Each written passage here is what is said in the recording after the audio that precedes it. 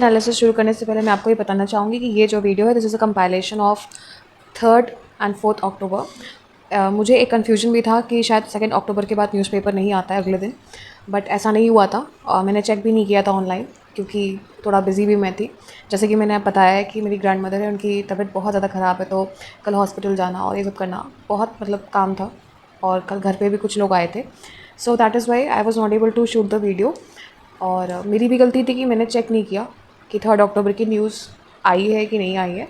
सो ये compilation video है आपके लिए ऑफ द टॉपिक्स। बहुत ज़्यादा न्यूज़ नहीं आई है, बट जितनी भी आई है I have covered up in this video. So let's start with today's themes analysis. आज का सबसे पहला टॉपिक है private project plans in first half of fiscal are at a 15-year high. सो अगर हम की डेटा की बात करें तो प्राइवेट सेक्टर प्रोजेक्ट प्लान्स में H1 फाइनेंशियल ईयर 2025 टू 26 में 15-year हाई रहा है। अनाउंसमेंट हुई है अराउंड ₹9.95 लाख करोड़ की between April to September 2025। Growth है of around plus 30.4% over H1 FY financial year 2024 to 25। Of this private sector projects around plus 37.5% year of year की increment हुई है and government projects and foreign projects have declined. ये कहीं ना कहीं issue रहा है। So government union and states 15-year low रहा है। फॉरेन कंपनीज के हिसाब से अगर देखा जाए तो it has been 5-year low that fell nearly around 28%। So comparative context की अगर हम बात करें, so this is the second highest value in the past 15 years। Highest was in H1 financial year 2023-24। उसकी वैल्यू थी around ₹9.54 lakh crore. So this shows a shift in domestic investment enthusiasm versus slump in foreign investment interest. तो ये जो basically इस data का जो source है, it is from the centre for monitoring Indian economy, that is CMIE। Relevance for UPSC क्या है? ये जो pattern of economic growth and private sector investment cycles है, इस पर आपको थोड़ा ध्यान देना होगा, स्टडी करना होगा कि क्या पैटर्न है, क्योंकि यूपीएससी स्टेटमेंट वाइज क्वेश्चंस पूछ सकता है कि फाइनेंशियल ईयर 2022 टू 23 के बीच में क्या ट्रेंड था, then 2023 to 24, 24 to 25 and 25 to 26 के बीच में क्या ट्रेंड था ग्रोथ का, उसमें प्राइवेट सेक्टर में इंक्रीमेंट हुई है कि डिक्रीमेंट हुई है, these are a topic of concern.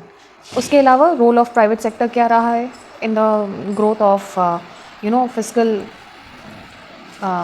increment of India, increment GDP of India, and implications for FDI trends and Make in India. And fiscal and monetary policy linkages की भी बात की गई है about the crowding out and in crowding out और crowding in effect। ये अलग अलग terms हैं, इन पे ध्यान दीजिएगा। I'm writing it down, crowding out and crowding in effect, ये important है। इन पे देख लीजिएगा कि किस कंटेक्स्ट में यूज़ होते हैं, इनकी डेफिनेशन एंड एवरीथिंग, जो भी बेसिक वे में ज़रूरत है वो आप कवर अप कर लीजिएगा। देन अगर हम प्रॉबेबल यूपीएससी क्वेश्चंस की अगर हम बात करें तो प्रीलिम्स में सबसे पहले आपका ऐसा आ सकता है कि consider the following statements regarding project investment trends in India. हाँ, इस तरीके के क्वेश्चंस बिल्कुल आ सकते हैं क्योंकि यूपीएससी जो है अपना कहीं ना कहीं ट्रेंड चेंज कर रहा है। तो सबसे पहला आपका मान लीजिए ऑप्शन ऐसे दे रहा है, private sector project announcement reached a 15-year high। Foreign investment proposals touched a 10-year high and government project proposals were at 15-year low. So which of the following are correct? कि इनमें से कौन से statements correct हैं? तो अगर आपको नहीं पता होगा तो आप कैसे कर पाओगे? So the centre of monitoring Indian economy is primarily known for, ये भी पूछ सकते हैं। सेकंड क्वेश्चन किस टाइप का आ सकता है कि CMI किस चीज़ को मॉनिटर करने के लिए प्राइमरली यूज़ होता है या नोन रहता है। देन अगर हम मेंस पर्सपेक्टिव में बात करें तो private sector investment is becoming the primary driver of the capital formation in India while government and foreign investment show signs of slowdown. Discuss the implications of this trend for India's economic growth and policy making. इस type के questions आ सकते हैं। दूसरा ऐसे आ सकता है, analyse the reasons for divergence between private domestic investment enthusiasm and declining foreign और government project announcements in India, suggest measures to sustain and balance the investment flows. अब ये बहुत ही इंपॉर्टेंट क्वेश्चन है, इसीलिए मैंने बोला कि एक एनालिसिस बहुत ज़रूरी है कि क्या ट्रेंड रहा है इन्वेस्टमेंट का of the private sector, government sector investment and foreign sector investment. That is why this is very important. आगे चलते हैं नेक्स्ट टॉपिक पे। सो नेक्स्ट टॉपिक है आपका startup revolution, the goal of innovation capital. So Tamil Nadu is emerging as a leading hub for startups with strong government backed incubation and funding support. The state host around 12,000 plus DPIIT registered startups and with the women led entrepreneurs forming nearly 50%, recognized as the best performing state in the best performer in states startup ranking 2022 by the DPIIT. So this is ranked Asia's top 100 for affordable talent. Follows a three-pillar strategy: fostering startup innovation, creating capital access, and enabling the market linkages. Also, Tanseet Grants, that is a startup TN, and Tanseet Grants, startup TN, and funding schemes have supported 650 plus startups with over rupees 57 crore.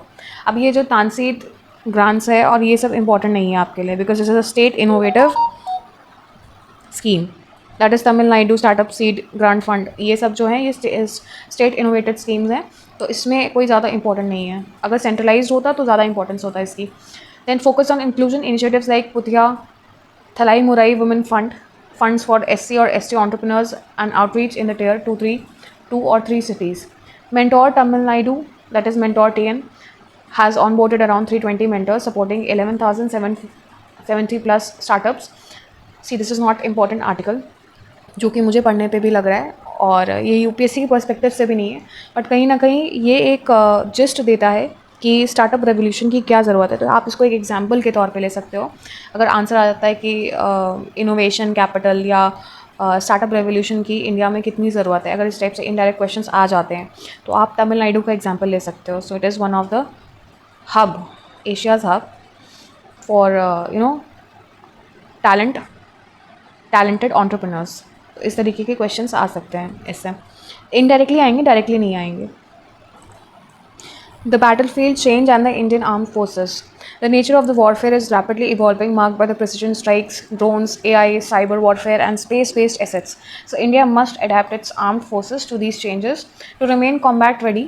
The Agnipath scheme and the Chief of Defence Staff reforms aim to modernization, jointness, and youthful manpower. So, however, challenges persist in ensuring the operational readiness, integrating advanced technologies, and balancing manpower with modernization budgets.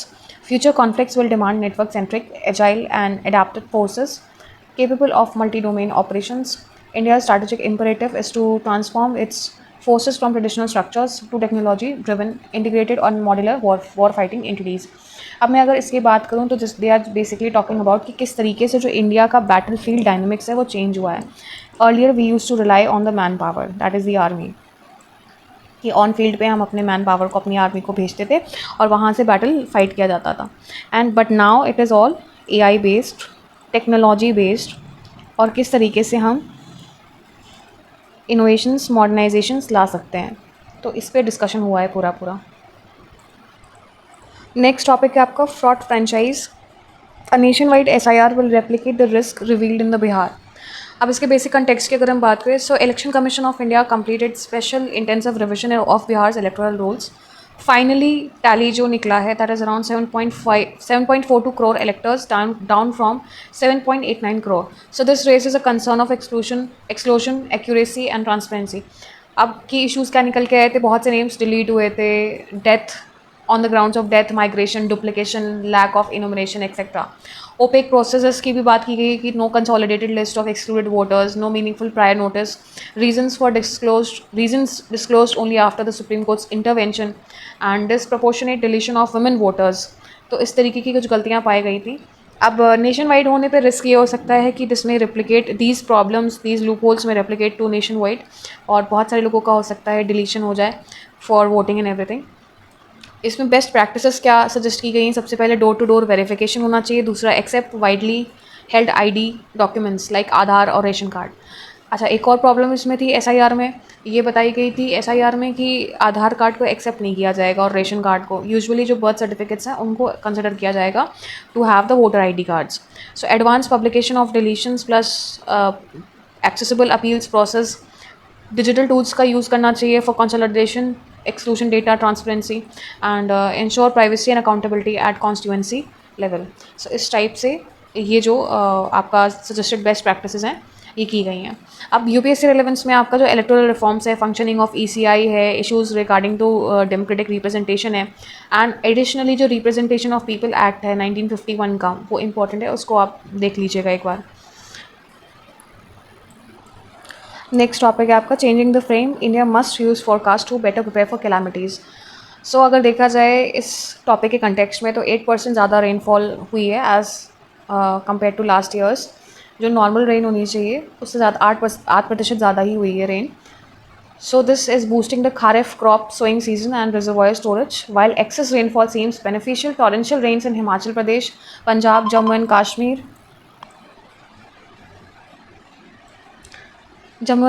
and Tamil Nadu caused floods, landslides and erosion, damaging villages and farmland. Seasonal rainfall exceeded the averages in northwest, central and southern India with cloudburst, reported the Indian Meteorological Department (IMD) forecast.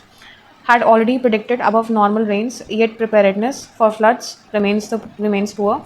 Policymakers threat droughts as crisis, but excess rains as natural blessings with advanced forecasting tools. India must reframe its approach and strengthen the infrastructure to mitigate calamities. Next topic है आपका, will China capture the electrolyzers market? So electrolyzers devices that split water into hydrogen and oxygen are crucial for producing green hydrogen, a key element in global clean energy transitions. As demand surges, concerns are growing that China may dominate the electrolyzers market, similar to its control over solar panel manufacturing. China already produces about 40% of the world's electrolyzers and is expected to expand aggressively with state-backed investment, scale economies, and lower cost. Europe and the US are also investing in the electrolyzer capacity under the green energy programs, but their production remains limited and expensive. India has set ambitious targets for green hydrogen and electrolyzer capacity under the National Green Hydrogen Mission, but faces challenges of technological dependence and global competition. Analysts warn that without strong domestic manufacturing, India risks reliance on cheap Chinese imports. Thus, the debate highlights the strategic importance of building indigenous electrolyzer capacity to secure energy independence and global competitiveness. Next topic है आपका, why are the new rules for panchayats getting flack? The union government's new rules for Panchayati Raj institutions have drawn criticism, particularly in Bihar and Jharkhand. The rules empower bureaucrats such as the block development officers to declare no confidence motion against the elected panchayats heads invalid, weakening grassroots democracy. Critics argue this undermines the 73rd constitutional amendment, which guarantees autonomy to PRIs. The Bihar Panchayati Raj Act 2006 earlier ensured elected representatives this held authority, but the amendments shift power towards the officials. Opposition parties and civil society feared this could dilute decentralization and people's participation in the governance, reducing panchayats to administrative units rather than vibrant democratic institutions. Next topic है आपका, how to safeguard India's digital economy.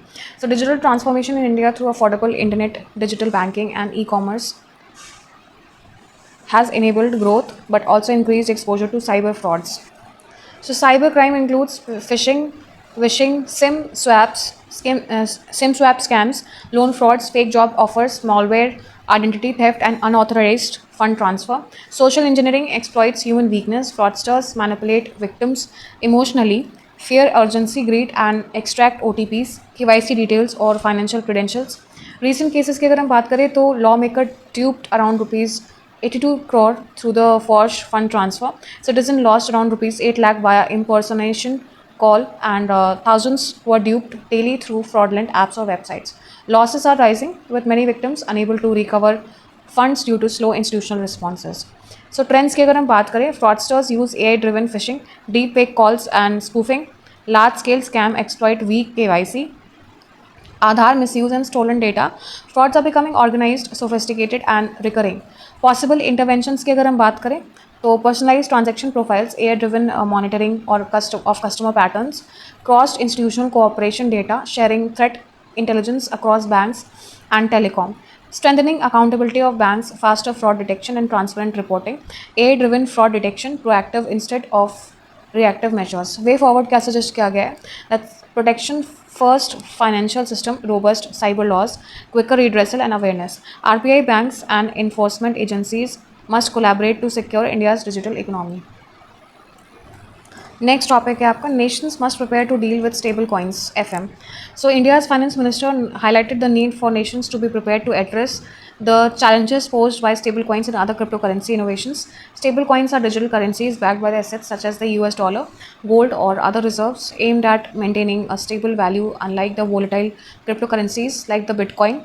So, the rapid growth of such financial instruments is transforming the global monetary landscape, raising questions about regulation, monetary sovereignty, and risk of exclusion. The Reserve Bank of India has repeatedly cautioned about the potential dangers of the cryptocurrencies, including financial instability, illicit financing, and risk to capital flows. The finance minister stressed that the governments cannot ignore these developments and must decide whether to regulate, adapt, or restrict their usage.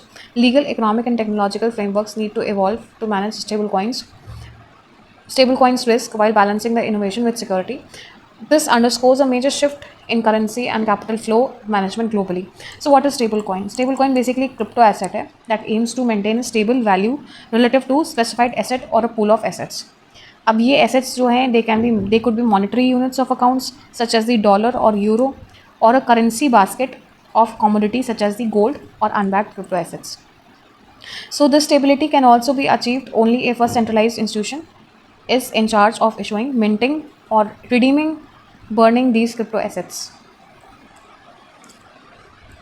So, next topic is male tiger 2 cubs found dead at the Kanha Reserve, Tiger Reserve. ये Kanha tiger reserve की location देख लीजिएगा geographically, this is very important. मुखी range is important, किस zone में लाई होती है, ठीक है, ये सब इंपॉर्टेंट है जोग्राफिकली. आगे चलते हैं नेक्स्ट टॉपिक पे. नेक्स्ट टॉपिक है this clean energy rise needs climate finance expansion. So India is rapidly expanding its clean energy sector with renewable capacity already surpassing 188 gigawatt and expected to meet 50% of the electricity demand from the renewables by 2030. Achieving these targets requires massive investments and access to affordable finance. Current clean energy funding remains insufficient and India faces a climate finance gap as it strives to meet both developmental needs and its net zero goal by 2070. So, global climate finance flows through, though rising, are still far below the $1 trillion annually required for developing countries. To bridge this, India must mobilize both domestic and international sources, including the concessional finance, blending finance, and private sector participation. Instruments such as the carbon markets, green bonds, and risk sharing mechanism can help reducing the finance cost. So, strengthening the grid, deploying storage, and scaling renewables need targeted investment. Without the climate finance expansion, India's clean energy momentum risks slowing. तो बिना climate finance expansion के जो energy transition है, जो momentum है, that would be slowing, undermining global climate goals and sustainable development. So, there is a need to expand India's clean energy investments and funding also. So, this is the last topic of the day, the maritime signaling after Operation Sindoor.